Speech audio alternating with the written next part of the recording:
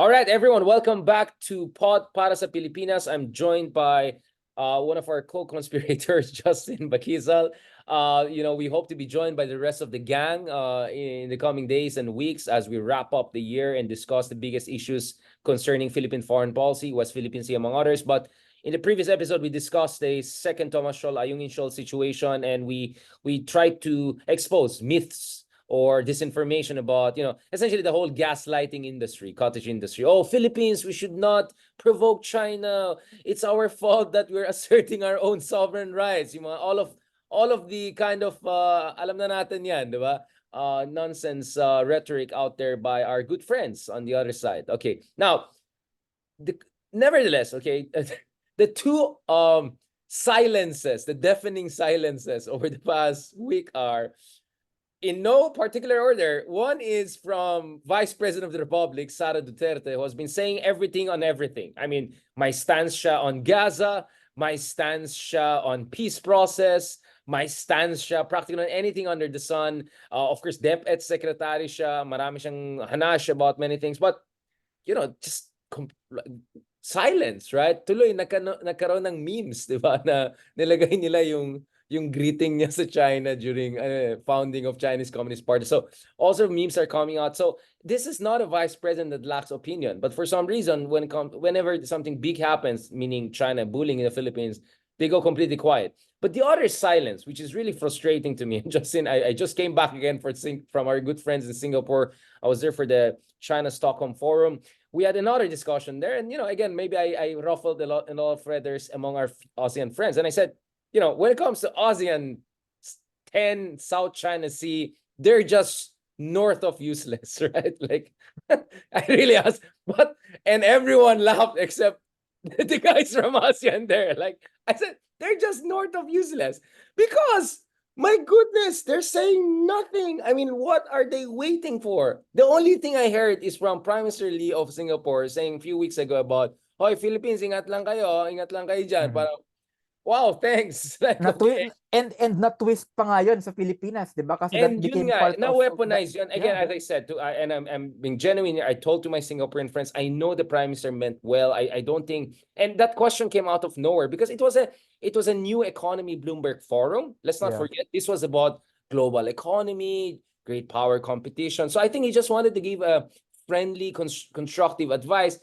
The problem is it was twisted and it was weaponized by mga mga marites of this worlds na biglang West Philippine Sea expert, biglang may maraming masabi given their body of scholarship and expertise. So, eto na. So, let's first talk about ASEAN before we go to the Dutertes, our favorite topic.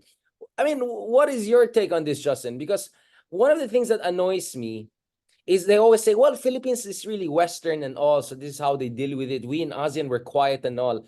And I didn't know strategic cowardice is a non-Western Oriental. I'm not sure about that because Vietnam will have a say on that. India will have a say on that. They're not quiet. They call out China when then funny things happen. So how do you see that, Justin? Them occidentalizing the Philippines or trying to say, mga Filipino hindi talaga mga Asians yan, mga Latino yan, Americanized yan. How do you feel about it? Because you also deal with our ASEAN counterparts and friends. Yeah. Ako, mixed yung feelings ko about this. No? On the one hand, you can really feel yung pagiging unfair ng ASEAN. Na, for example, ASEAN will say, non-interference is a very key principle of ASEAN. And yet, a lot of the politicians in ASEAN, well, they are very tactless about commenting that the Philippines is provoking China, right? Or at least alluding to that. So, non-interference, pero pagdating sa Philippine defense and foreign policy, wala silang pakialam if they are commenting on our defense and security posture. So, I think there's a certain double standard there, no? Na tayo nga, yung Philippines, we don't, at least at a government level, we don't call out our ASEAN neighbors for saying na you lack the fortitude to stand up to China. We don't say that in public. Pero sila, you hear it from some Indonesian elections ngayon. This is another topic na parang ang naging dating is don't provoke China too much. Ang hindi nila naiintindihan, same with as you mentioned, no, yung sa case ng Singapore. Kapag naririnig yun ng domestic audience dito sa Pilipinas, they are taking that as signaling from our neighbors that that they are criticizing Philippine foreign policy. So that's the reality of it, even if they don't mean it like that. So that's the problem, no? Merong asymmetry. But on the other hand, dito tayo medyo hindi align ng opinion. Kasi I actually think na, I take it as a given that ASEAN is useless. Hindi na lang north of useless. I will really say it. ASEAN is really useless when it comes to dealing with all these disputes with China. Indonesia, as the chair of ASEAN, has already stated that ASEAN is not the forum for territorial disputes and so forth. Fine. But what that also means is that yung lack of utility ng ASEAN to the Philippines, that's precisely the point why we are turning to like-minded partners na medyo mas may pakialam sa atin. Japan, Australia, the United States, United Kingdom, and now France, no? They're interested wait. And India. I mean, I said something like India has done more for the Philippines in the past year than ASEAN in the past decade in the West Philippines. Of course. Because India supported yung arbitral claim natin recently. They call it West Philippine Sea. They called out China earlier this year, about the bullying situation there, and they're gonna give us BrahMos supersonic missile system. Name me one ASEAN country which has come anywhere close to giving us any of those three, right? In recent memory. Exactly. So ang dami talagang tulong na India. Pero ito kasi, yung ASEAN is a bit of a different beast because a lot of the ASEAN states, they're also arms importing countries, right? So, for example, Indonesia also buys equipment from India, from Russia, and so forth. No, same thing. Philippines, Vietnam as well. Vietnam used to be very dependent on Russia for its weaponry. So, in that respect, many Southeast Asian states are just playing catch up when it comes to naval modernization, force projection, etc. Kaya hindi rin nila tayo matulungan, which I understand. So in that respect, ako personally, I take it as a given na wala naman talagang mahihita ang Pilipinas with respect to ASEAN. So ako personally, I don't want to, if I would to advise the president, wag na nating i-waste yung political capital natin trying to agitate our neighbors. So that's where we disagree. Because for me, I think that it's worth engaging them. Don't expect 10, expect 4, and I'm okay with 4. What is 4? At least make a statement about we expect, in a shared community of nations, we refrain from certain aggressive actions. You don't even have to name China. Just a statement by the Foreign Ministry of Malaysia, a statement by Foreign Ministry of Singapore, Indonesia. It's a 4. It's not a 10. Siguro, in that respect, bilaterally. No, bilaterally. I mean bilaterally now. No, ASEAN 10, kaya nga sabi ko, it's just north of useless. ASEAN 10 on the South China Sea, not on everything, just to be clear. So parang ASEAN minus approach. This is ASEAN minilateral, ASEAN bilateral, exactly. So I think it would be nice if Vietnam, Malaysia, Indonesia, Singapore, this country, foreign ministries just release a statement, not of course they're not in a position to stand up to China militarily. Just that. Just like what India did, which is a statement on wag niyo bullying ang Pilipinas. Yun lang naman ang hiningi ko eh. Kaya nga Justin, the irony is that in ASEAN, literally the headquarters of ASEAN, Haydarian is known as the ASEAN basher, right? He's the guy who goes to the Western countries and think tanks, says things funny about ASEAN, everyone laughs at ASEAN, right? I'm sure they're gonna say also, it's not like Haydarian is a very Southeast Asian name. I'm sure they're gonna even make some slurs about me like that. Now, I'm just being, but the thing is, I'm brutally honest because this is my Carino Brutal. I love ASEAN. I've lived in different regions of the world. They have Game of Thrones in the Middle East. We don't want to have that, right? But nasasayangan ako kasi napaka-mediocre ng ASEAN nowadays, precisely because of the type of leadership, not because of the organization itself. Because during the Cold War period, ASEAN was gangster, right? It would side with Pol Pot against Vietnam, horrible thing. But later on, it bullied Hun Sen to form a democratic government before joining ASEAN. Which by the way, para siguro din sa mga listeners, which is actually a good point. Kasi merong attempt ngayon to characterize na ang ASEAN fundamentally is just a talking shop. But if you look at it historically, for example, yung pag-support nila kay Pol Pot against Vietnam, for example, that is a clear case of hard military balancing.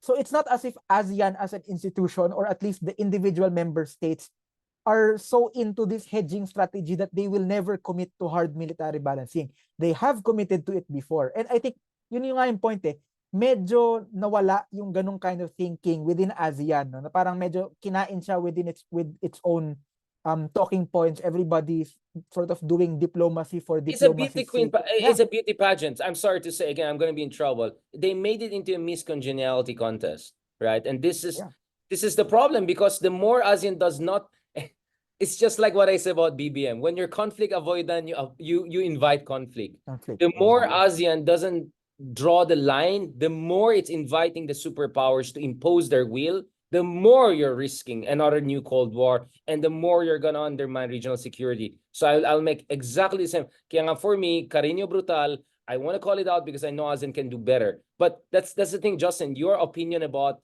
ASEAN, whether it's worth it, guess what? I'm hearing it from a lot of leading strategic thinkers in the Philippines.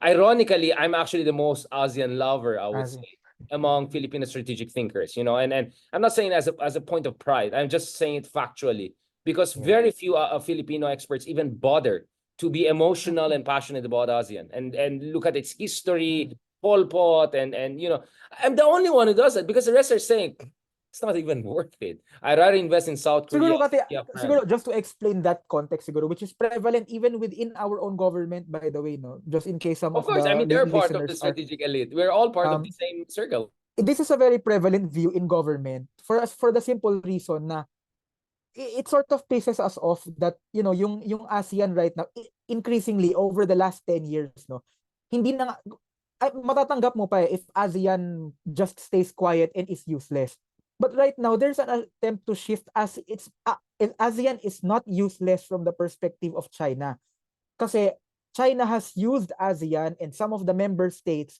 for example, to delay yung code of conduct discussions, to water down some of the So communication ASEAN is an ASEAN. enabler. Yeah. So hindi na nga lang siya useless.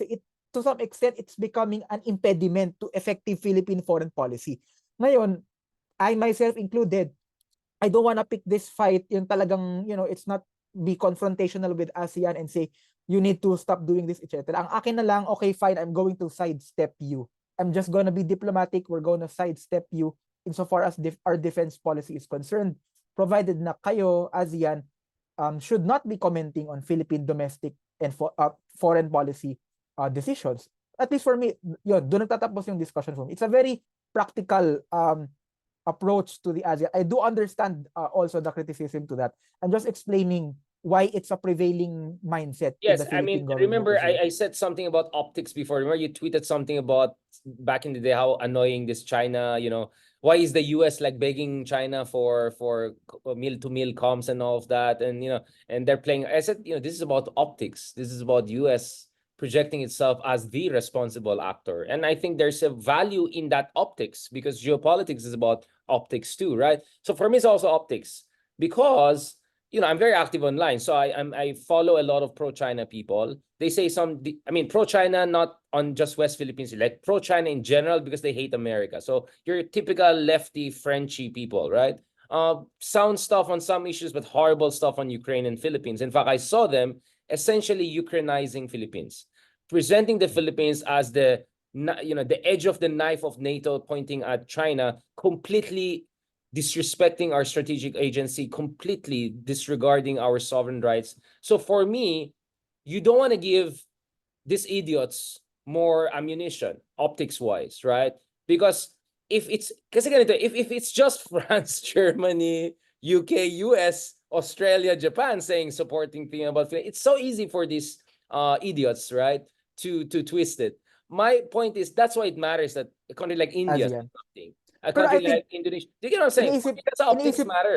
Kaya that's iniisip ko four lang is siya how it important for me. 4 out of 10. iniisip ko siya how it works in practice, no? Kasi ako, okay, fine, if we wanna push this ASEAN route, I actually think I would bet na ASEAN would more easily consent to maritime patrols, ASEAN-led maritime patrols in the South China Sea than to issue a statement explicitly condemning China, for example. But isn't that So, what Indonesia tried earlier this year in North Natuna Sea? Cambodia vetoed it, and the Philippines just I didn't join at all. The South Natuna Sea version. then It's not then like maybe this is the new then idea. maybe then maybe the approach should be an ASEAN minus approach, no? So we don't really need ASEAN the entire institution, but we just need to important ito. I think I mentioned this in one of the previous episodes. Important for us to have a very balanced defense partnership portfolio. So it would be very good if we can have Indonesia, Vietnam, Malaysia, Singapore on board. The other ASEAN states, honestly, it's not a must-have for me. Yeah, I So agree at with you least, on that. Yeah, that's so my at point exactly. parang yung Yeah, akin, parang we're agreeing. we can try to make headway with countries that may be more predisposed to support us. So I think that's a practical way to address yung ganong line of thinking. So actually, we're in agreement, right? Because we have to always distinguish ASEAN as an organization and ASEAN countries, which are two different things. I always say the parts are bigger than the whole. Like again, ASEAN 10 practically useless on South China Sea, but Indonesia, Philippines, Malaysia, Philippines, Vietnam, Philippines, that could be very, very Yes. important, right? And actually, from what I know, President Marcos Jr. is gonna have a state visit to one of these key countries in ASEAN soon. So Yeah. we'll discuss that soon. All right, that will be a different topic. Now, let's go to the other omission here, big omission here. Yeah, I mean, you have VP Sara barely saying anything, and then now you have some of these oligarchs openly coming out and saying, "Oh, wag natin masyadong ano yung China." I mean, first of all, like, what are we losing again from China? Because China keeps on trading with us anyway, whether it's Aquino, Duterte, Yeah, all. exactly. If it's talk about high quality investments, where's the high quality investment? There was not there anyway. So I just don't see what's the argument here. And for me, if this Philippines becoming a reliable ally of the West is bringing high quality semiconductor investments from US, from Taiwan, whatever, then I'll take it any day. And then later on, maybe we can talk to China once they've made up their mind. Because clearly they have not made up their mind, because they want the Philippines to be just a giant Cambodia, like Hun Sen's Cambodia. And it's not. I'm sorry, it's not. So you have to wake up to the reality, and that's why we're doing what we're doing. What's your take on that angle? I think when it comes to etong China, I call it the China blackmail argument na they have a big economic leverage over the Philippines. Therefore, we should moderate our own foreign policy. And I always remind people, if you look at what's happening right now, that is an imagined problem. It is not an actualized problem. Ang dami nagsasabi that, China will retaliate against the Philippines economically. But actually, no, pag tinignan mo yung datos, and someone actually wrote this, I think si Colin Ko from Singapore wrote this. If you look at the trade data na released ng Philippine Statistics Authority, yung trade natin with China has actually remained constant throughout this 2023, even if meron tayong tensions with them in the maritime in maritime zone. So the idea that China will just economically retaliate every time we have tensions, it's actually an argument made by Filipinos more than the Chinese. And nakakahiya yun. It means that Filipinos are doing China's work for them, basically being propagandists. They're the useful idiots. Yeah, essentially, China doesn't even say it in public that it will economically coerce the Philippines. So sino ang nagsasabi nun? Yung mga propagandists ng China dito sa Pilipinas. They make that argument regardless of the evidence for it. Now, there has been this Bloomberg article about Filipino business community expressing fears that they may be affected by the tension, market jitters. Okay, I understand with that sentiment, but as it stands, where is the actual economic harm being done to them? No, the article didn't even cite exact mechanisms by which they are being coerced or harmed by these tensions. So as it stands, concerned sila about Philippine-China tensions. Yes, everybody is concerned about it. But if you're talking about the economic repercussions, you show me the numbers that there's an actual economic repercussion to this before you go on public scaring people away that we are one breath away from full economic sabotage by China, right? So show me the evidence for that. Now, on the part ng omission, ito important, yung omission ni Vice President Sara in responding to the West Philippine Sea, I do think it's a very big mistake on her part. Kasi yung omission, kunyari you put the omission niya na hindi siya nagsasalita on the West Philippine Sea, you put that omission in context, no? Nagsasalita siya about itong sa NTF-ELCAC, nagsasalita siya about itong kay Lorraine Badoy, SMNI issue.